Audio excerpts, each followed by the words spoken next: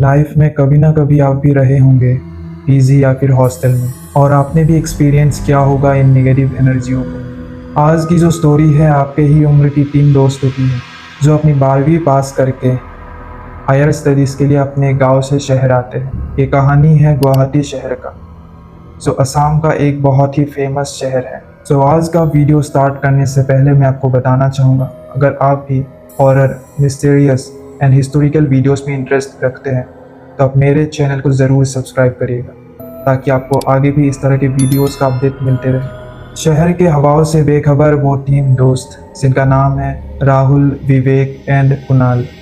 यहाँ पर राहुल जो है वो एक पोर फैमिली बैकग्राउंड से बिलोंग करते हैं, और विवेक और कुणाल जो है उनकी फैमिली बैकग्राउंड अच्छी है, अमीर घर से है। लेकिन उनके दोस्ती में कभी भी अमीरी गरीबी वाला भेदभाव नहीं आया। राहुल, विवेक और कुणाल ने एक ही साथ एक ही स्कूल से अपनी 12वीं खत्म की थी, और वो चाहते थे कि वो कभी भी जुदा ना हो एक दूसरे से।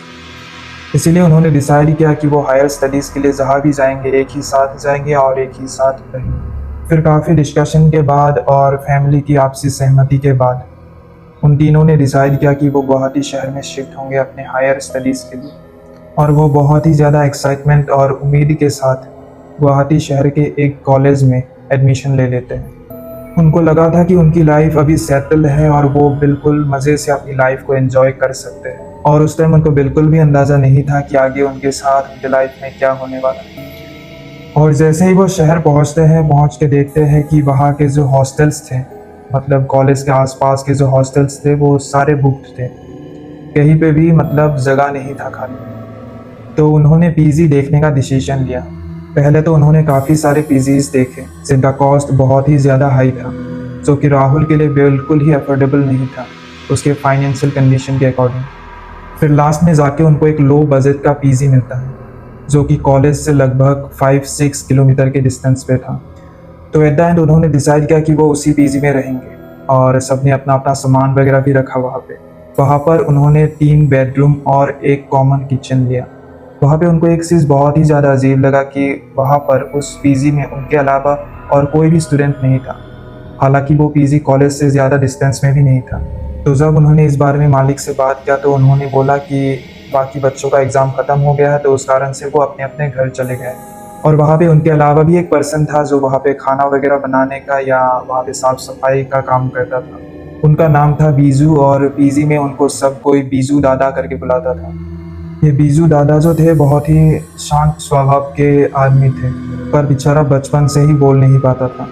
और उनके पीजी का एक रूल था कि 7 बजे के बाद कोई किचन को नहीं खोलता। इसीलिए बीजू दादा जो है शाम को 6 बजे ही सबके लिए खाना वगैरह बना के उनके कमरे में रख के वो अपने घर चले जाते थे। उनको ये बात काफ़ी ज़्यादा अजीब तो लगा था, लेकिन बाद में उन्होंने इस बात को इग्नोर करके खाना वगैरह खा के वो सोने चले गए, क्योंकि काफ़ी ज़्यादा थक गए थे दिन भर ट्रैवल करके। रात के करीब 12 बजे अचानक राहुल का नींद खुल जाता है और उसको बहुत ही तेज़ पानी का प्यास लगता है, तो वो पानी पीने के लिए किचन के तरफ जाता है।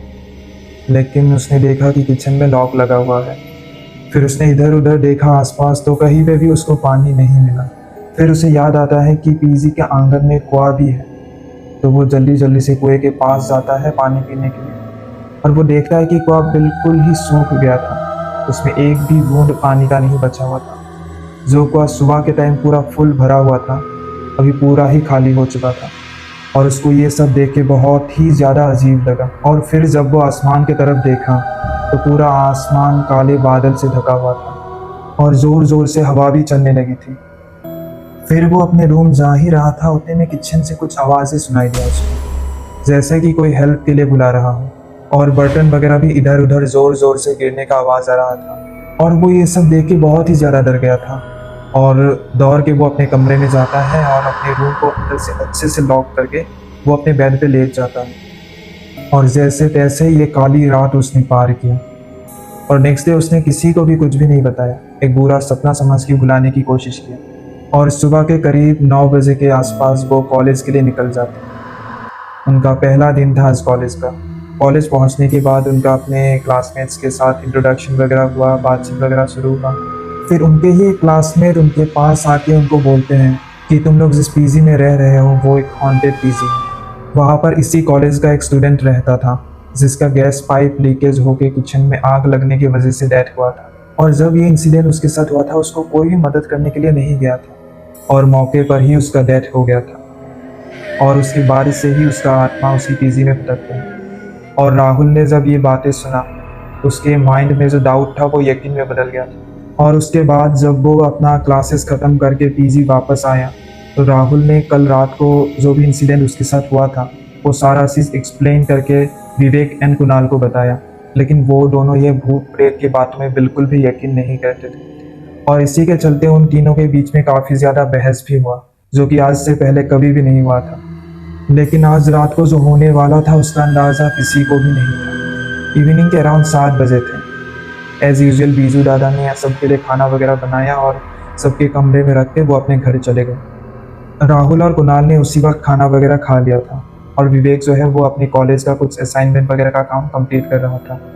तो उसने अपने खाने का जो प्लेट है वो ढक के अच्छे से रख दिया कुछ देर बाद खाने के लिए। असाइनमेंट कंप्लीट करते करते विवेक को लगभग रात के 1 बज गए थे। विवेक जब खाना खाने के लिए अपना प्लेट उठाता है तो उसने देखा कि पीने का जो पानी है वो पूरा ख़त्म हो चुका था। तो वो पानी लेने के लिए किचन की तरफ जाता है तो उसने देखा कि किचन से किसी की रोने की आवाज़ें आ रहा था और उसने ध्यान से आवाज़ को जब सुना तो पता चला कि कोई हेल्प के लिए बुला रहा था। और उस टाइम वो बहुत ही ज़्यादा डर गया था क्योंकि उन तीनों के अलावा वहाँ पे कोई भी नहीं रहता था। और वो उसी वक्त दौड़ के कुणाल एंड राहुल के कमरे में गया और उनको सारी बातें एक्सप्लेन करके बताया। और फिर वो तीनों एक ही साथ उठ के किचन के दरवाजे की तरफ गए और उन्होंने सुना कि अंदर कोई लड़का ज़ोर ज़ोर से रो रहा था और मदद के लिए पुकार रहा था। 1-2 मिनट के बाद आवाज़ें आना बिल्कुल बंद हो गया था और माहौल पूरा शांत हो गया था। और फिर उन तीनों ने डिसाइड किया कि वो दरवाजे का जो लॉक है वो खोल के अंदर देखेंगे कि एग्जैक्टली है क्या अंदर। और उन तीनों के बहुत कोशिशों के बावजूद वो लॉक नहीं टूटा। तो सडनली उनका ध्यान जो है किचन के पीछे वाली खिड़की पर गया और उन्होंने जैसे तैसे जुगाड़ लगा के विंडो को खोला और उन्होंने अंदर जो देखा वो देख के उनके पैरों तले जमीन खिसक गई। किचन अंदर से पूरा जला हुआ था, पूरा धुआं धुआं हो रखा था और बीच में एक लड़का बैठा हुआ था जो फूट फूट के रो रहा था और उसका फेस और बॉडी जो है पूरी तरह से जल चुका था। वो दिखने में बहुत ही ज़्यादा डरावना लग रहा था। और उसी वक्त उन तीनों ने बिना कुछ सोचे समझे वहाँ से भागा और डायरेक्ट पीजी के बाहर रोड के किनारे आके रुका। उस टाइम कोई बस या फिर ऑटो वगैरह भी नहीं था तो वो पैदल ही चलने लगे रोड पे और चलते चलते बिना कुछ सोचे समझे वो रेलवे स्टेशन तक पहुँच गए। और उन्होंने वहीं पे डिसाइड किया कि नेक्स्ट जो भी ट्रेन आएगा उसी पे बैठ के वो घर के लिए निकल जाएंगे। और यही सोच के वो स्टेशन के ही एक कोने में बैठ गया और उसी टाइम उन्होंने पास के ही एक बेंच में एक लड़के को बैठे हुए देखा। और ये वही लड़का था जो कॉलेज में उनको पहले दिन मिला था, जिसने पीजी के हॉन्टेड होने के बारे में उनको बताया था। और वो लड़का उनको देख के हल्का मुस्कुराने लगा, जैसे कि उसको पहले से ही ये सब पता था कि उनके साथ क्या होने वाला है, जैसे कि उसका ही ये सारा प्लान था। आज की जो कहानी है यहीं पे समाप्त होती है दोस्तों। आगे उन तीनों लड़कों के साथ क्या हुआ और स्टेशन में वो लड़का कौन था, जानना चाहते हैं तो चैनल को प्लीज़ सब्सक्राइब कर लीजिएगा और आगे पार्ट 2 भी जल्दी ही आपको देखने को मिलेगा। आज के लिए बाय बाय, जय हिंद दोस्तों।